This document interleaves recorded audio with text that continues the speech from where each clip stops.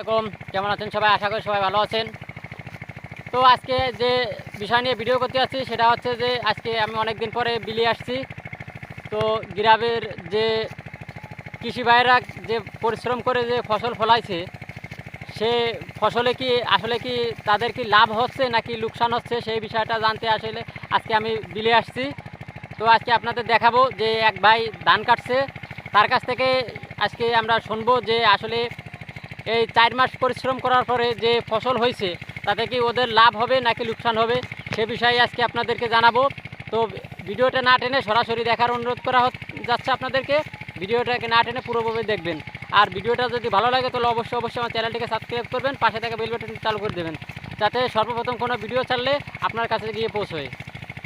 আমার কাকা এই ধান কাটছে, এই যে আসলে 4 মাস যে পরিশ্রম, সেই পরিশ্রমের পরে যে ফসল হয়েছে এতে কি আমার কাকার আসলে যে লাভ হবে নাকি ক্ষতি হবে, লস হবে, সেই বিষয়টা নিয়ে আজকে আমার কাকার সাথে কথা বলবো।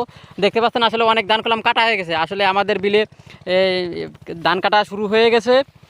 তো এই 4 মাস যে খরচ করছে, যে টাকা পয়সা খরচ হয়েছে, তো এই ধান বিক্রি করার সময় যে আমাদের সরকার যে প্রতি বছর যে বাজেট দেয়, এই বাজেটে কি আসলে আমাদের কি লস হয় নাকি লাভ হয় সেই বিষয়ে আজকে আমার কাকার সাথে কথা বলবো। তো আপনারা জানেন যে 4 মাস যে এই ইরি ধানের পিছনে যে খরচ, তো আপনারা আসলে যারা করেন তারাই শুধুমাত্র জানে। আর উপর যারা আসলে যারা না করে আসলে তারা কলাম সেই জিনিসের মর্ম বোঝে না। ওরা আসলে ভাবে যে কি না কি, যে আসলেই মনে হয় কৃষকের লাভ হয়, আসলে কলাম কৃষকের লাভ হয় না। যে পরিমাণে খরচ হয় সেই পরিমাণের লাভ হয় না। তারপরও আসলে বাধ্য হয়ে যে কর্ম সেই পেশায় কলাম তাদের করতে হয়।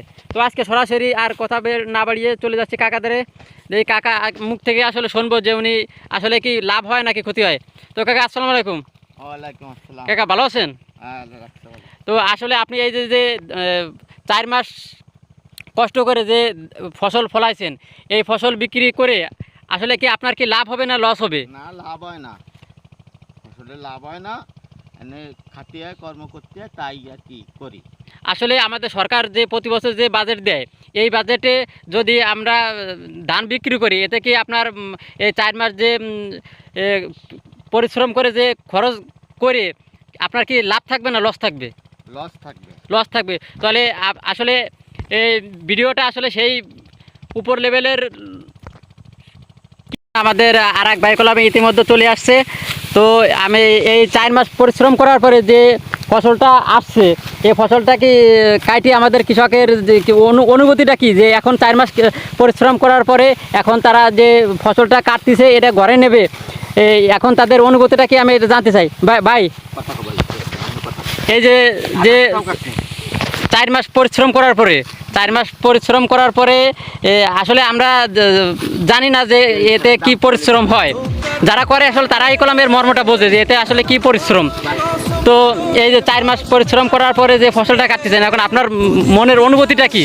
কান্না করে কি হবে, যে ভালোবাসা বুঝতে পারে নাই সে কষ্ট কি করে বুঝবে। তো এই যে সার বিষের তেলের যে দাম, এই 4 মাস যে খরচ করছেন, যে টাকা খরচ হয়েছে, সেই টাকা কি আপনাদের এই ফসল থেকে উঠবে নাকি লস যাবে? ওই হিসেব করলে তো ধান পান লাগানোই যাবে না।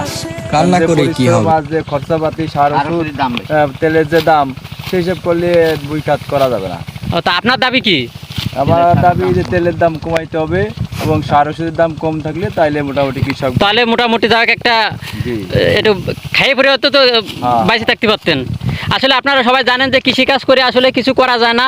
তো এরা হচ্ছে আসলে প্রকৃত সৎ মানুষ, যার কারণে অন্য কোনো কাজ করতে পারে না, এই কৃষিটাই আসলে প্রধান পেশা হিসেবে বেছে নিয়েছে। তো আপনাদের উপর স্যারের কাছে একটা দাবি যে আসলে এই সার ওষুধের দামটা এবং তেলের দামটা যদি কিছুটা কম থাকে, তাহলেও দেখা যাচ্ছে যে আমাদের দেশের কৃষি ভাইরা খাইয়ে পরে বাইচে থাকতে পারবে। তো আর বেশি কথা না বাড়িয়ে ভিডিওটা এখানে শেষ করছি। তো ভালো লাগলে চ্যানেলটিকে সাবস্ক্রাইব করবেন এবং পাশে থাকা বেল বাটনটা চালু করে দেবেন।